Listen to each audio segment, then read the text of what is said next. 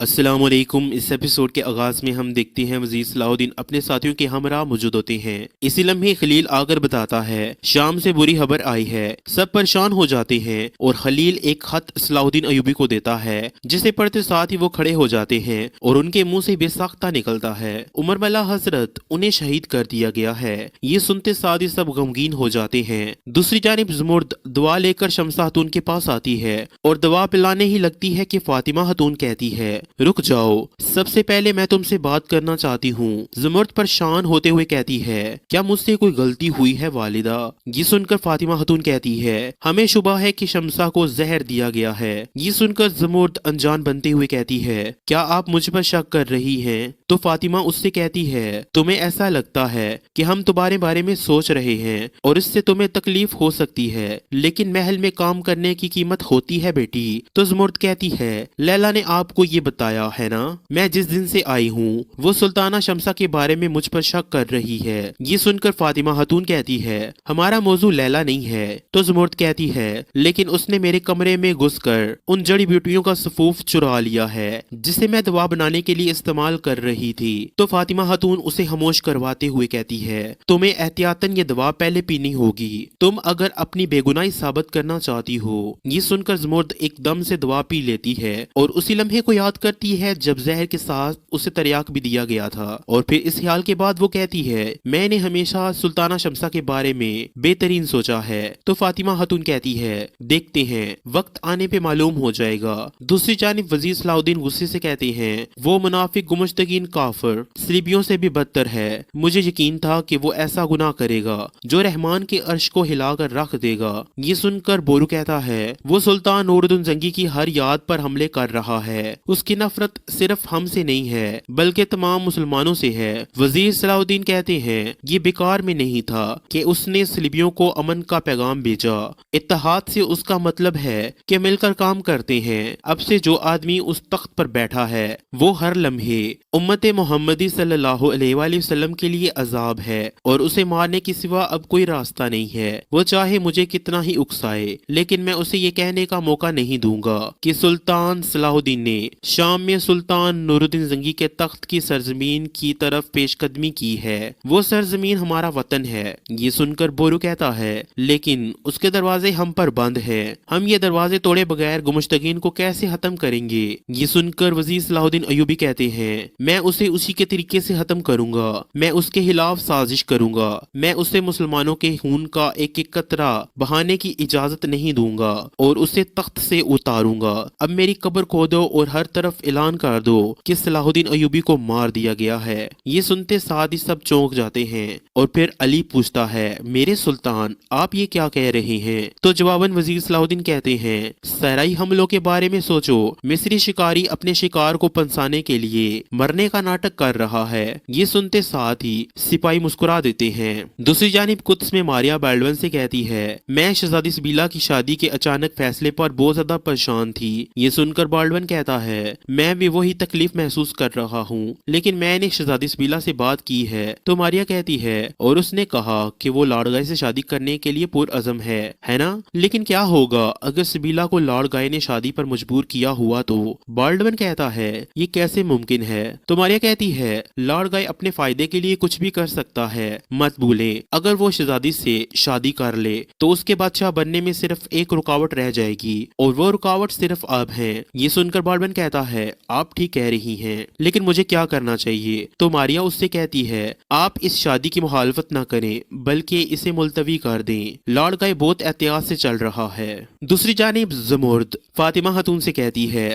اگر اس پیالے میں زہر ہوتا تو اب تک اثر کر چکا ہوتا۔ یہ سن کر فاطمہ خاتون کہتی ہے ٹھیک ہے شمسہ کو جگا دو۔ یہ سن کر زمرد شمسہ خاتون کو اٹھا دیتی ہے اور دوا پلا دیتی ہے۔ دوسری جانب وزیر صلاح الدین اپنے ساتھیوں سے کہتے ہیں گمشتگین کا واحد مقصد अयूबियों को बेअसर करना और कायरा पर कब्जा करना था। मुझे इसमें कोई शक नहीं कि जब वो मेरी मौत की खबर सुनेगा तो वो सलीबियों के साथ ताउन करेगा और कायरा की तरफ पेशकदमी करेगा, जबकि मंसूबा कदम ब कदम चल रहा होगा। मैं यहाँ हूँगा।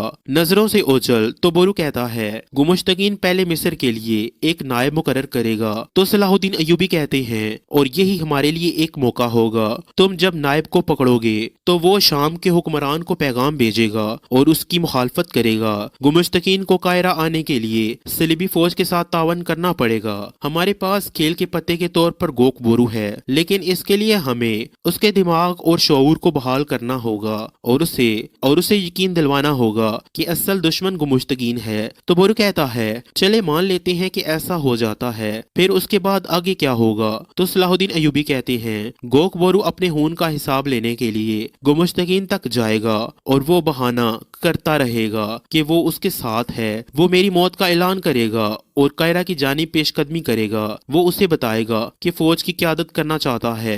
जब शाम और सलीबियों के मुत्तहिद फौज कायरा के मज़फ़ात में पहुंचेगी, बोरू उनकी बात आगे बढ़ाते हुए कहता है, तो गोक बोरू अपने सिपाहियों के साथ रुख बदल लेगा।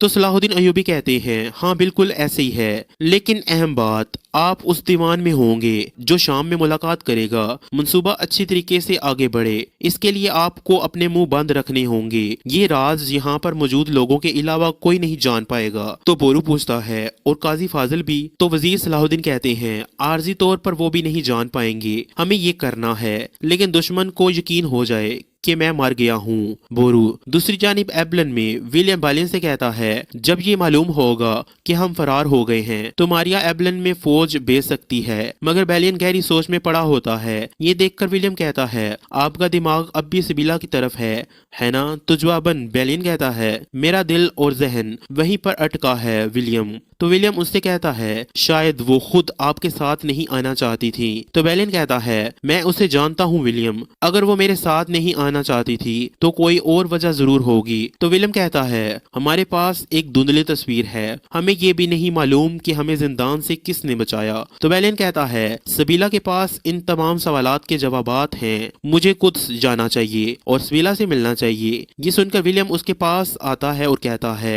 हमारे लिए कुद्स सिर्फ एक जहन्नम का दरवाजा है। तो बैलियन कहता है, शायद मुझे उन शोलों में जल जाना चाहिए विलियम। इसी लम्हे मार्कोस आता है और कहता है, कुद्स में मौजूद हमारे आदमियों ने खबर भेजी है, शहजादी सबीला ने लॉर्ड गाय से शादी करने का फैसला किया है। ये सुनते साथ ही बैलियन और विलियम की आंखें खुली की खुली रह जाती हैं। दूसरी जानिब कायरा में काजी फाजल बेचैनी की हालत में टहल रहे होते हैं। इसी लम्हे सिपाही आकर कहता है, सुल्तान सलाहुद्दीन अयूबी शहीद हो गए हैं, उनकी मैयत महल में लाई जा रही है। ये सुनते साथ ही काजी फाजल गमगीन होते हुए कहते हैं, क्या कह रहे हो?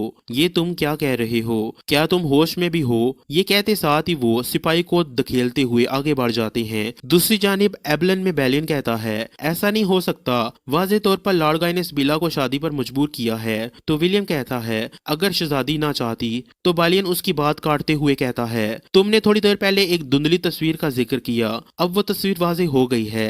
लॉर्ड गाय ने ही हमें जिंदान से फरार होने दिया। तो विलियम कहता है, और बदले में उसने शहजादी सबीला को शादी करने पर मजबूर किया, यानी कि ये लॉर्ड गाय की घटिया चालों में से एक चाल थी। तो बैलियन कहता है, सबीला ने हमारे लिए खुद को कुर्बान कर दिया, लेकिन मैं इसकी इजाजत नहीं दूंगा। दूसरी जानिब कायरा में वजीर सलाहुद्दीन के साथ ही एक मैयत को उठाए आगे बढ़ रहे होते हैं। ये मंजर देखते हुए अलीसा कहता है, तो क्या खत्म हो गया?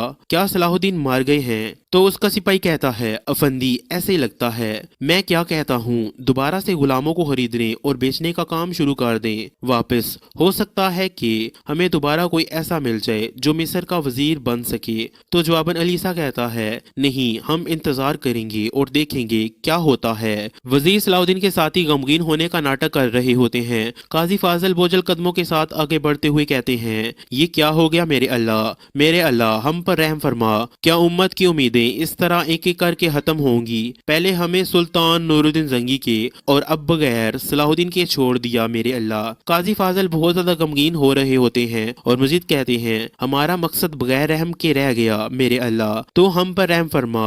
खलील उन्हें हौसला देता है तो वो खलील के गले लग जाते हैं और फिर उससे पूछते हैं, खलील ये कैसे हुआ, किसने मारा हमारे सुल्तान को? तो अदसिस कहते हैं, गोक बोरू ने, उस गद्दार ने हमारे लिए जाल बिछाया, वो हमारे हाथ से भाग गया, लेकिन हम अपना बदला लेंगे। बोरू साहब उनका पीछा कर रहे हैं। तो काजी फाजिल कहते हैं, वालिदा सुल्ताना और शमसा को हम कैसे बताएंगे?